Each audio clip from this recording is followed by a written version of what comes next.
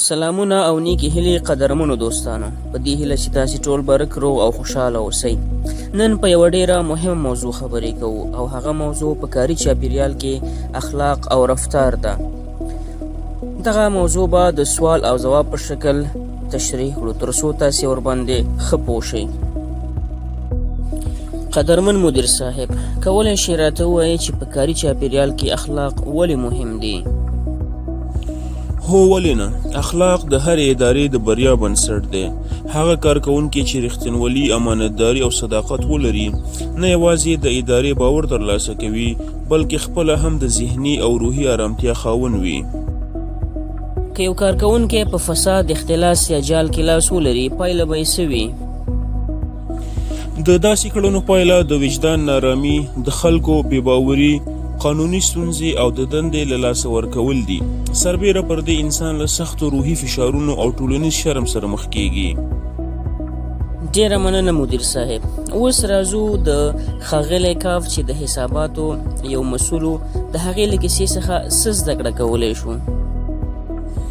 ښاغلی کاف چې یو تکړه کارمند و او همدارنګه د حساباتو مسؤل و، خو د مالي اختلاس په تور له دندې ګوښه شو او محاکمه شو. دغه پیښه موږ ته دا درس راکوي چې لنډمهاله نامشروع ګټه د ټول عمر عزت، اعتبار او آرامتیا له منځه وړي. اوس که راشو په دې باندې خبرې وکړو چې په یوه اداره کې کوم عوامل د روحي فشار سبب ګرځي. هغه عوامل چې د روحي فشار سبب ګرځي یو څو نمونې په دغه شکل دي. د مثال په ډول ډیر کاري ساعتونه، نامنظم مهالویش، د رخصتۍ کم فرصت، د همکارانو ترمنځ شخړې، د مدیر له لوري د ستاینې نشتوالی او د دندې امنیت کمښت د روحي فشار مهم عوامل دي. ډیره مننه مدیر صاحب. د مدیر ناسم چلند د کارکوونکو پر روحیت څه اغیز لري؟ کله چې مدیر خپلو کارکوونکو ته د تصمیم نیولو واک ورنه کړي، د هغوی هڅې ونه ستایي او تل نیوکې کوي، نو د کارکوونکو انګیزه کمیږي او د ادارې فعالیت اغیزمنېږي. ډیره مننه. اوس یوه بله مهمه خبره هغه د کورنۍ ملاتړ ده.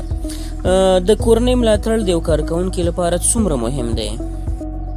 ډیره ښه پوښتنه دې وکړه. د کورنۍ ملاتړ د ذهني آرامتیا ستره سرچینه ده. که یو کارکوونکی د کورنۍ لخوا تشویق او ملاتړ ترلاسه کړي، نو په کار کې به هم لا ښه فعالیت وکړي. څنګه کولی شو د کار او کورنۍ ترمنځ توازن وساتو؟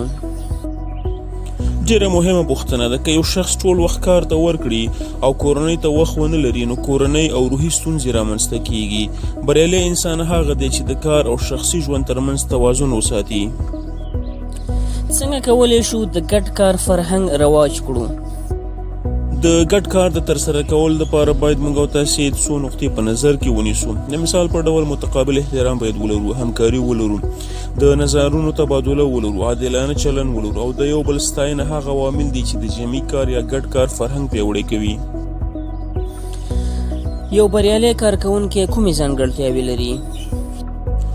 بریالی کارکوونکی امانتدار، مسؤلیت منونکی، قانون ته ژمن، د ټیم کار ته وفادار او د خپلو اخلاقي ارزښتونو ساتونکی وي.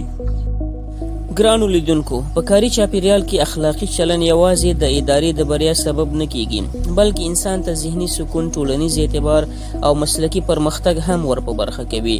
نو راځئ چې په خپلو دندو کې صداقت، امانتداري او ښه اخلاق خپل شعار وګرځوو.